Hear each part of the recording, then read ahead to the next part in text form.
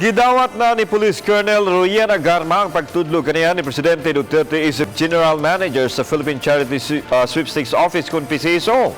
Nagpasabot kini nga mobiya na siya sa Cebu City Police Office, din siya ang kasamtangang direktor. Ano ang report? Taligdan man ni Police Colonel Royena Garma ang serbisyo isip Police aron motabok sa laing pagpangalagad diin kini pinaagi sa Philippine Charity Sweepstakes Office kung PCSO. Gidawat na niya ang posisyon nga gitanyag mismo sa Pangulo isip General Manager sa PCSO. Giang ko ni Garma nga dili sa yon ang iyang desisyon tungod kay nahimo ng kabahin siyang kinabuhi ang PNP sulod sa kapin 20 katuig. O sa katuig nini kapin dinhi sa dakbayan sa Sugbo. Hindi mo ma-compare kasi it's the same public service. So magkaiba lang ng ngayon linya. So this is more on charity works. Sa public service is more on defending the yung mga abuse and the innocent. Putting the suspects or the criminals to jail. This is different. Soft part naman ito ng public service, it's charity.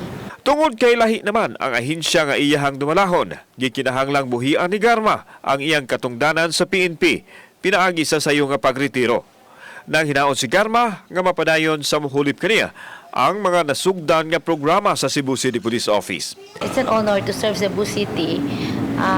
Yung 1 year is really very challenging and it should have been better and faster sana yung change and improvement ng force if there should have been a cooperation between ULGU. Dako mang kawadon sa PNP organization apan suportado sa PRO 7 ang desisyon ni Garma. Gihulagway nga ligon og dili mahudlat ni bisan kinsa nga naa sa gahom si Garma.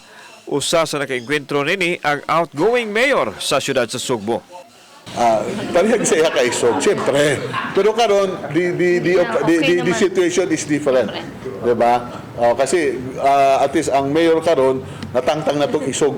Diba? Karon, the mayor now promised, the mayor-elect promised to support us wholeheartedly without any condition. Plano ni Sinas nga babae gihapon ang iyang ihulip kang Garma tungod kay Kung ako inyong pangutanon, diba? Mas gusto gyapon ako babae gyapon. You know why? Tanawa si Miss Garma. Ang babae kasi, lisod kayo i-corrupt. Bisag, pero pag na-corrupt na, sobra po. Diba? joke lang. wala pa'y pizza kanus magsugod si Garma sa PCSO o si Kinsa ang muhulip kaniya sa CCPO.